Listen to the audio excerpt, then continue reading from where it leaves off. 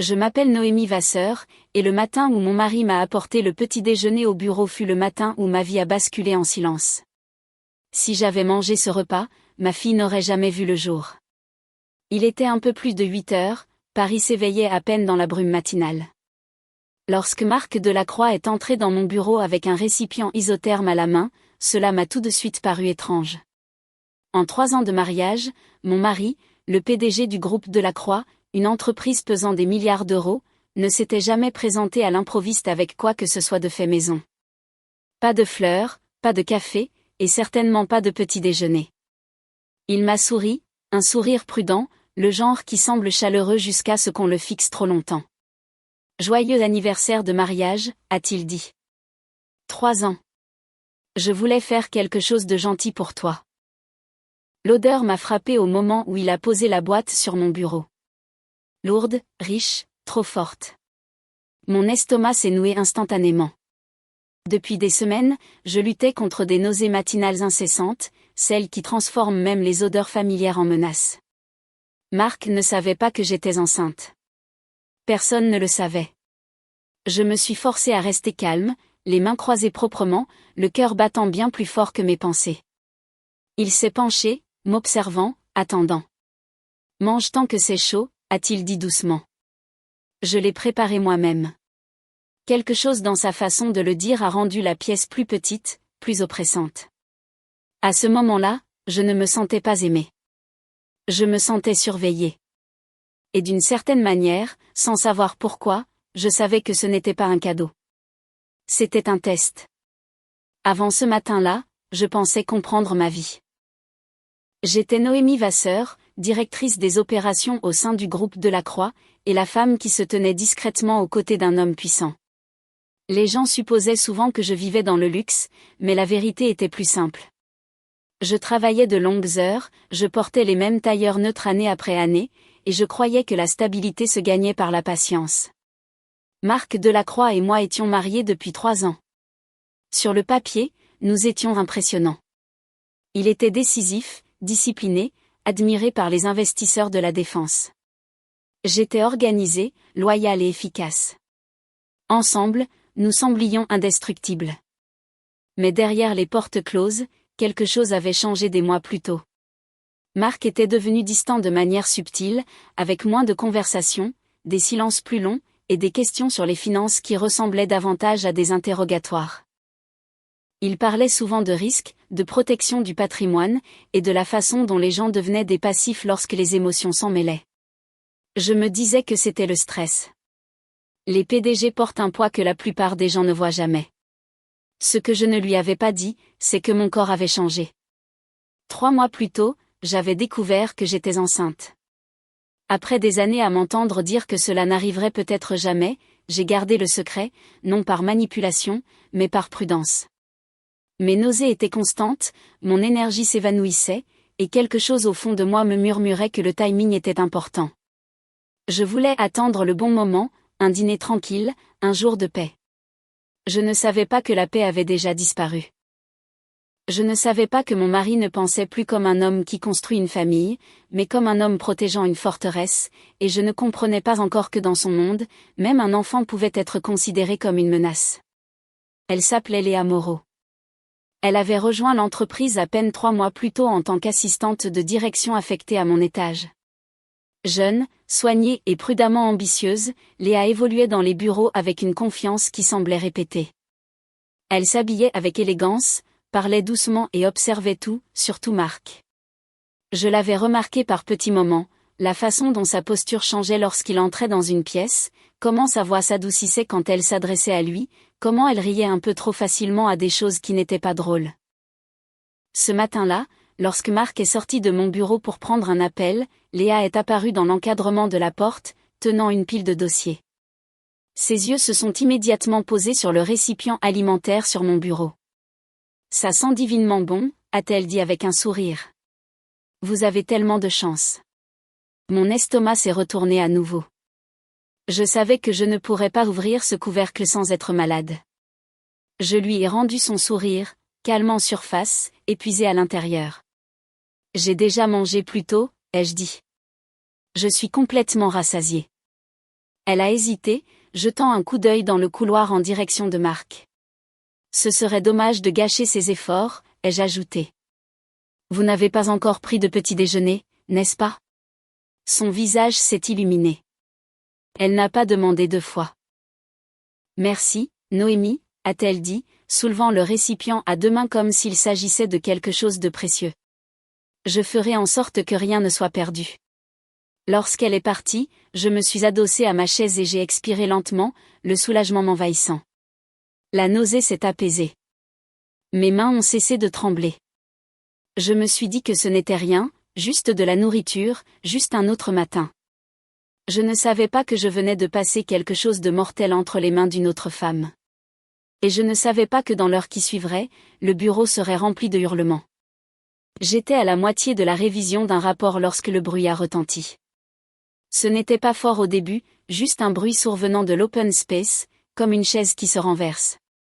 Je me souviens avoir fait une pause, mon stylo suspendu au-dessus de la page, essayant de décider si je devais l'ignorer. Puis le cri est venu. Il a déchiré l'étage avec une acuité qui m'a serré la poitrine. Ce n'était pas de la surprise ou de la peur. C'était de la douleur, brute et incontrôlable. Je me suis levée si vite que ma chaise a glissé en arrière et j'ai couru vers le bruit. Léa était au sol à côté de son bureau. Le récipient alimentaire gisait sur le côté, son contenu renversé sur la moquette. L'odeur était accablante maintenant, mélangée à quelque chose d'acide et de métallique. Léa se tenait le ventre, son corps recroquevillé sur lui-même. Son visage s'était vidé de toute couleur, ses lèvres tremblaient, ses yeux étaient vagues. Puis j'ai vu le sang. Il s'étalait sous elle, sombre et inratable contre la moquette claire. Quelqu'un a crié d'appeler le SAMU. Une autre personne a commencé à pleurer. Les téléphones étaient sortis. Les mains tremblaient. Je restais figée, mon rythme cardiaque rugissant dans mes oreilles. Ce n'est pas possible, pensais-je. Ce n'est pas réel. C'est alors que Marc est apparu. Il est sorti de son bureau rapidement, mais il ne s'est pas précipité vers Léa. Il s'est arrêté à plusieurs pas, fixant le sang sur le sol. Son visage a changé en quelques secondes. Le choc a cédé la place à la peur. La peur s'est transformée en quelque chose de bien plus froid. Ses yeux se sont levés et se sont fixés sur moi. Il n'y avait aucune inquiétude en eux. Aucune confusion, seulement de la colère et autre chose, de la déception. Il s'est dirigé vers moi et m'a saisi le bras assez fort pour me faire mal. Sa voix était basse et tremblante quand il a parlé. « Qu'est-ce que tu as fait ?» a-t-il exigé. « Pourquoi elle ?» À ce moment-là, tout en moi s'est glacé. Il ne demandait pas pourquoi cela était arrivé. Il demandait pourquoi cela lui était arrivé à elle au lieu de moi. Les pompiers sont arrivés en quelques minutes, bien que le temps semblât distordu, étiré par la panique et l'incrédulité. Léa a été évacuée d'urgence sur une civière, le visage tordu de douleur, un masque à oxygène pressé sur la bouche. Marc a suivi de près, sans un regard en arrière pour moi, sans demander une seule fois si j'allais bien. À l'hôpital, la salle d'attente était froide et brillamment éclairée, le genre d'endroit où l'espoir semble fragile. Marc faisait les 100 pas comme un animal piégé, passant ses mains dans ses cheveux, s'arrêtant seulement pour me fusiller du regard comme si j'étais un désagrément qu'il ne pouvait pas éliminer. Lorsque le médecin est enfin sorti, la pièce est devenue silencieuse. Il parlait prudemment, choisissant ses mots comme le font les professionnels lorsque la vérité est lourde. Léa avait souffert d'un empoisonnement aigu, a-t-il dit. Elle était stable maintenant, mais il y avait eu une hémorragie interne sévère. La cause a été identifiée comme du misoprostol, administré à une dose dangereusement élevée. J'ai froncé les sourcils. J'avais déjà entendu ce nom, mais je n'avais jamais imaginé qu'il serait prononcé ainsi. Le médecin a continué, c'est un médicament utilisé pour déclencher des contractions utérines. Dans ce cas, il a provoqué une fausse couche immédiate. Marc est devenu pâle. Sa bouche s'est ouverte, mais aucun son n'en est sorti. Puis la phrase finale est tombée. Elle était enceinte d'environ 6 semaines. L'air a quitté mes poumons, mes jambes se sont senties faibles, et j'ai dû agripper le dossier d'une chaise pour me stabiliser. 6 semaines. Marc s'est effondré sur un siège, le visage enfoui dans ses mains.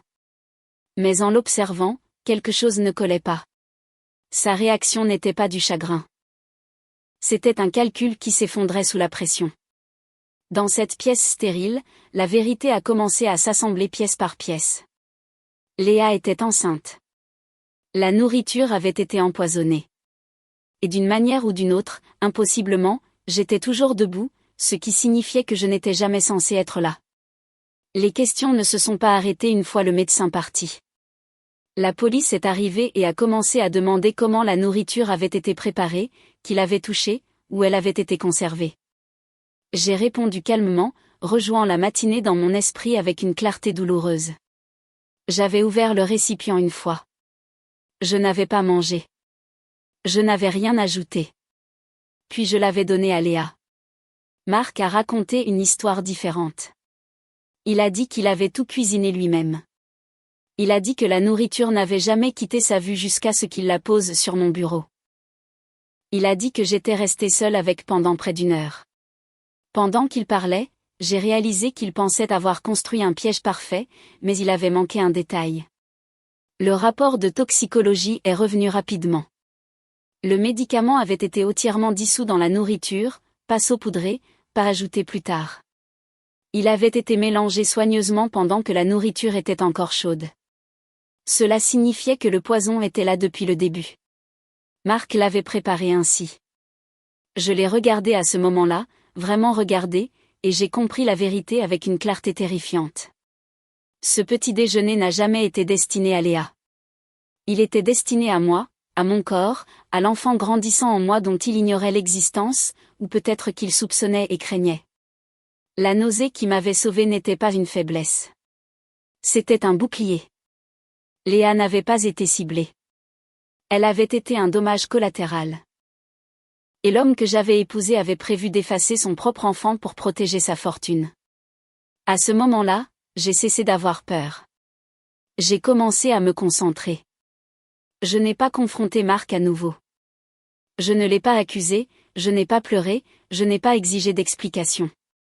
Au lieu de cela, j'ai fait ce que des années de travail dans des comités de direction m'avaient appris à faire. J'ai observé. J'ai écouté. J'ai tout mémorisé. Je l'ai laissé croire que j'étais ébranlée et confuse. Je parlais moins. J'évitais son regard. Je lui permettais de penser que la peur m'avait rendue petite. Cette illusion était utile. En quelques heures, j'ai remarqué à quel point il devenait agité. Il vérifiait constamment son téléphone. Il sortait pour prendre des appels et baissait la voix chaque fois que je m'approchais. L'homme qui contrôlait autrefois chaque détail bougeait maintenant comme quelqu'un qui court contre la montre. C'est alors que Chloé est intervenue. Chloé avait été mon assistante pendant des années, bien avant mon mariage. Elle connaissait mes habitudes, mes silences et la façon dont ma voix changeait quand quelque chose n'allait pas. Je lui ai demandé de récupérer discrètement les enregistrements de sécurité du parking et des caméras internes. Rien d'évident, rien qui ne déclencherait des alarmes. Ce qu'elle a trouvé était crucial. La voiture de Marc était arrivée au bâtiment près d'1 heure avant qu'il ne monte à mon bureau avec la nourriture. Près de 60 minutes non justifiées. Trop long pour le trafic parisien.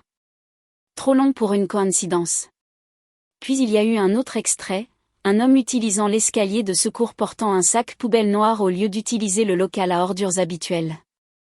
Son visage était partiellement caché, mais sa posture était indubitable. C'était l'assistant personnel de Marc. Je fixais l'écran, ma main reposant instinctivement sur mon ventre. Les gens ne cachent pas leurs ordures à moins de cacher leur culpabilité. Et soudain, l'image s'est précisée. Ce n'avait jamais été un moment impulsif. Cela avait été planifié. Une fois que j'ai compris que c'était prémédité, j'ai cessé de regarder Marc comme mon mari. Je l'ai regardé comme j'analyserais n'importe quel cadre soupçonné de fraude. Chloé et moi avons suivi la piste qui ne ment jamais, l'argent. Au début, cela semblait ordinaire. Remboursement, frais de consultation, frais de représentation, le genre de catégorie vague que les entreprises utilisent tous les jours. Mais lorsque nous les avons alignés mois par mois, un motif a émergé, de gros virements, toujours le même montant, toujours acheminé via une petite société de gestion dont je n'avais jamais entendu parler. L'entreprise n'existait que sur papier. Son adresse était une boîte postale louée, son numéro de téléphone renvoyait vers une ligne privée, et son agent enregistré était l'assistant personnel de Marc. De là, l'argent coulait à nouveau, directement dans les paiements de loyer pour un appartement de luxe à l'autre bout de la ville. Un immeuble haussmannien haut de gamme, parking privé, service de conciergerie, le genre d'endroit qu'aucune assistante junior ne pourrait s'offrir avec son salaire. Cet appartement appartenait à Léa. Je me suis adossée à ma chaise et j'ai fermé les yeux. Alors que Marc me faisait la morale sur la réduction des dépenses et la protection de notre avenir, il utilisait les fonds de l'entreprise pour construire une vie à une autre femme. Les robes, les sacs, la confiance tranquille qu'elle portait comme une armure. Rien de tout cela n'avait été gagné. Cela avait été financé. J'ai pensé à la fréquence à laquelle les gens excusent la trahison en la qualifiant d'émotionnelle. Ce n'était pas émotionnel. C'était logistique. C'était délibéré. C'était documenté. Quand quelqu'un cache de l'argent, il ne cache pas seulement une liaison. Il cache une intention. Et l'intention mène toujours quelque part de plus sombre. Au moment où j'ai rouvert les yeux, mon chemin était clair. Je ne le confronterai pas à la maison. Je le démantèlerai là où il se sentait le plus puissant, dans les systèmes qu'il croyait lui appartenir. Il ne restait qu'une seule question. Comment Marc avait-il obtenu le médicament? Le misoprostol n'était pas quelque chose que l'on ramassait par hasard en pharmacie. Cela nécessitait un accès, des connaissances et quelqu'un prêt à contourner les règles. Chloé a trouvé le nom en premier. Sophie Grandjean. Elle était pharmacienne agréée et une ancienne camarade de classe de Marc, il y a des années, à l'époque où l'ambition ressemblait encore à du charme. Ils étaient sortis ensemble brièvement, bien avant qu'il ne m'épouse. Je me souvenais d'elle maintenant, soignée, intelligente, le genre de femme qui ne croyait jamais que les conséquences s'appliquaient à elle. Nous avons arrangé une rencontre dans un café calme, à l'écart des grands boulevards. Un endroit avec des caméras, une musique douce et aucune illusion d'intimité. Sophie est arrivée confiante, habillée avec soin, gardant ses lunettes de soleil à l'intérieur. Elle a souri comme s'il s'agissait de retrouvailles. Je n'ai pas perdu de temps. J'ai placé une capture d'écran imprimée entre nous, une image de sécurité la montrant en train de remettre un petit paquet emballé à l'assistant de Marc dans une ruelle 2 jours avant l'incident. Son sourire s'est effondré. Tu sais ce que c'est, ai-je dit calmement. Et tu sais ce que ça a coûté. Elle a essayé de nier au début. A prétendu que c'était de la paperasse. A prétendu que j'exagérais. Mais ses mains tremblaient et ses yeux ne cessaient de dériver vers la porte. Je me suis penchée légèrement en avant. Marc se prépare déjà à blâmer quelqu'un d'autre, ai-je dit. Si cela sort au grand jour, il ne te protégera pas. Il te sacrifiera. Le silence s'est étiré entre nous. Puis ses épaules se sont affaissées. Elle a chuchoté, il m'a dit que c'était pour mettre fin à une grossesse discrètement. Il a dit que c'était l'enfant de sa femme. C'est à ce moment que Sophie a réalisé qu'elle n'avait pas aidé un homme en difficulté. Elle avait aidé à commettre un crime. Et je ne demandais plus. Je lui offrais un choix.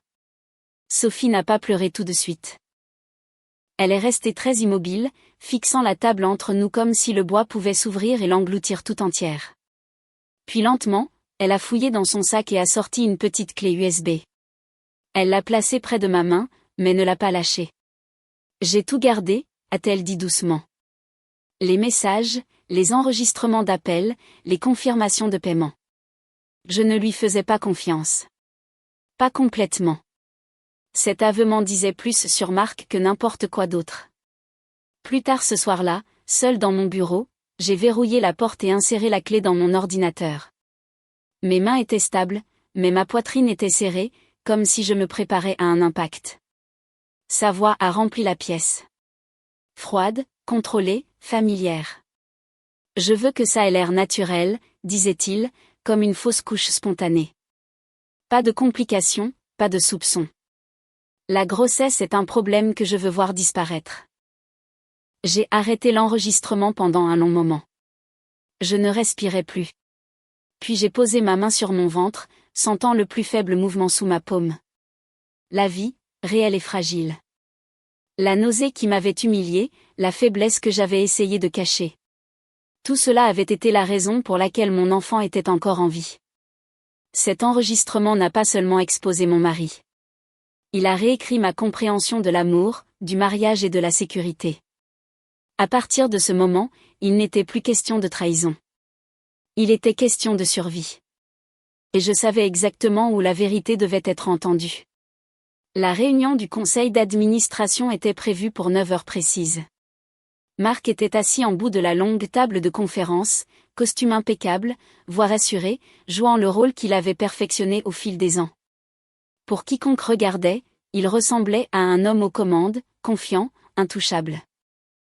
J'ai pris ma place sans croiser son regard. L'ordre du jour a avancé rapidement au début, prévisions financières, plan d'expansion, chiffres projetés sur l'écran comme si rien au monde n'avait changé. Marc parlait de vision et de responsabilité, de protection de la valeur actionnariale. Lorsque le vote allait commencer, je me suis levée. Le bruit de ma chaise glissant en arrière a résonné plus fort que je ne l'avais prévu. Chaque conversation s'est arrêtée, chaque regard s'est tourné vers moi. Avant d'approuver quoi que ce soit, ai-je dit d'un ton égal, je crois que le conseil mérite de savoir qui gère réellement cette entreprise et comment cette gestion a été menée. Marc s'est raidi. Ce n'est pas le lieu pour des affaires personnelles, a-t-il claqué. Je suis d'accord, ai-je répondu. Il s'agit d'intégrité corporative. J'ai fait un signe de tête à Chloé, qui a connecté mon ordinateur portable au projecteur. L'écran s'est allumé avec des relevés bancaires, des virements répétés, des comptes de sociétés écrans, des paiements de loyers liés à un appartement de luxe. Des murmures se sont répandus autour de la table. Puis j'ai lancé l'enregistrement. La voix de Marc a rempli la pièce, dépouillée de charme et de prétention, discutant calmement de la façon de faire passer une fausse couche pour naturelle. Comment une grossesse était un obstacle. Personne n'a parlé quand cela s'est terminé. Marc s'est jeté sur le câble du projecteur, criant que c'était faux, que j'avais manipulé l'audio. La sécurité est intervenue avant qu'il ne l'atteigne. Je n'ai pas élevé la voix. Ces preuves ont déjà été soumises aux forces de l'ordre, ai-je dit.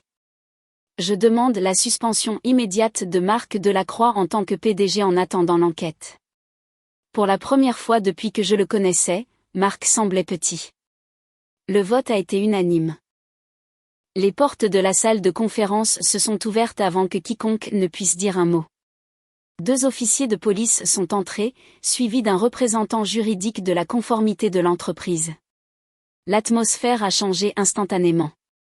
Ce qui ressemblait à une réunion professionnelle est devenu tout autre chose. Marc s'est tourné lentement, son visage se vidant de son sang. Monsieur Delacroix, a dit un officier, vous êtes tenu de nous suivre pour un interrogatoire concernant une tentative d'empoisonnement, un usage abusif de substances contrôlées et une mauvaise conduite financière. Pendant un instant, Marc n'a pas bougé.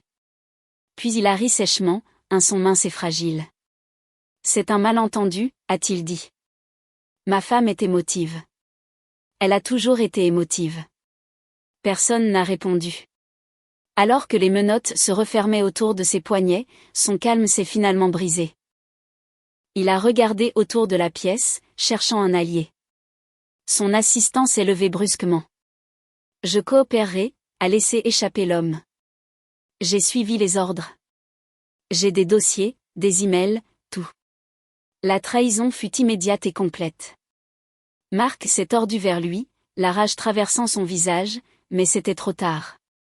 Le pouvoir s'épuise rapidement lorsque la peur entre dans la pièce.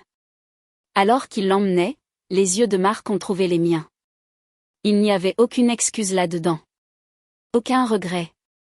Seulement la réalisation que la femme qu'il avait essayé de réduire au silence l'avait démantelé à l'endroit qu'il aimait le plus. Je suis restée assise jusqu'à ce que les portes se ferment. Ce n'est qu'à ce moment-là que je me suis autorisée à respirer. J'ai rendu visite à Marc une semaine plus tard. La maison d'arrêt sentait le métal et le désinfectant, un endroit conçu pour dépouiller les gens des illusions dans lesquelles ils vivaient autrefois. Lorsqu'il a été amené au parloir, je l'ai à peine reconnu. Sa posture s'était effondrée.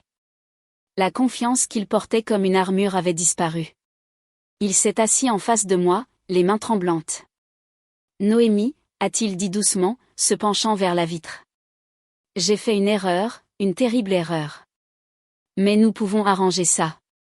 Pense à ce que nous avions. Pense à l'enfant. Je n'ai rien ressenti. Le mot « enfant » sonnait creux sortant de sa bouche, comme s'il s'agissait juste d'une autre stratégie qui, espérait-il, pourrait encore fonctionner. J'ai glissé les papiers du divorce à travers la fente sous la vitre. Signe-les. Ses yeux se sont écarquillés. Tu jetterais tout ça? Tu détruirais notre famille? Tu l'as détruite, ai-je répondu calmement, le jour où tu as décidé que mon corps et mon enfant étaient des problèmes à éliminer. Il a commencé à pleurer à ce moment-là. De vraies larmes, ou peut-être de la peur. C'était difficile à dire. Je ne veux pas tout perdre, a-t-il chuchoté. J'ai croisé son regard pour la dernière fois. Tu as déjà tout perdu, Marc. Tu ne savais juste pas quand. Il a signé. Le stylo tremblait dans sa main comme s'il portait le poids de chaque choix qu'il avait fait. Je me suis levée sans regarder en arrière. Ce chapitre de ma vie s'est terminé non pas avec de la colère, mais avec de la clarté. 6 mois plus tard, j'étais de retour dans le même hôpital. Les lumières étaient tout aussi brillantes, les couloirs tout aussi froids. Mais cette fois, je n'étais pas là pour être témoin d'une perte. J'étais là pour mettre la vie au monde. Le travail a été long et épuisant, le genre qui vous force à affronter chaque peur que vous pensiez avoir déjà surmontée. Alors que la douleur venait par vagues, mon esprit dérivait vers ce matin dans mon bureau, vers le repas que je n'avais jamais mangé, vers à quel point j'avais été proche de tout perdre. Puis j'ai entendu son cri. Clair, fort, vivant. L'infirmière a placé ma fille sur ma poitrine, chaude et tremblante. Et à ce moment-là, le passé a finalement relâché son emprise sur moi. Je l'ai nommée Grâce. Non pas parce que la vie avait été douce, mais parce que j'avais été épargnée. Pendant que j'apprenais à tenir un nouveau-né, le conseil a finalisé sa décision. J'ai été nommé PDG par intérim, chargé de stabiliser l'entreprise que Marc avait failli détruire. J'ai accepté sans hésitation. Reconstruire était naturel pour moi. J'avais passé des années à maintenir des systèmes brisés ensemble. Cette fois, je reconstruisais avec honnêteté, transparence et sans peur de la vérité. En serrant Grâce contre moi, j'ai compris quelque chose clairement. La survie ne consiste pas seulement à échapper au mal. Parfois, il s'agit de s'élever vers la vie qui vous a été presque refusée. Les gens me demandent souvent comment j'ai su que quelque chose n'allait pas ce matin-là. La vérité, c'est que je ne le savais pas. Je l'ai senti. Il y a une petite voix en nous qui parle bien avant que les preuves n'apparaissent. On nous apprend à l'ignorer, à être poli, à être raisonnable, à ne pas réagir de manière excessive. J'ai failli faire la même chose. Ce que j'ai appris est ceci, le pouvoir ne rend pas les gens cruels. Il révèle qui ils sont déjà. Quand quelqu'un voit l'amour, les enfants ou la loyauté comme des obstacles, croyez-les dès la première fois. Marc a perdu sa liberté. Il a perdu sa réputation. Il a perdu l'empire qu'il pensait capable de le protéger des conséquences. J'ai récupéré ma vie.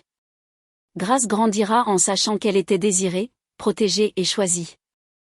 Pas comme un levier, pas comme une menace, mais comme un être humain.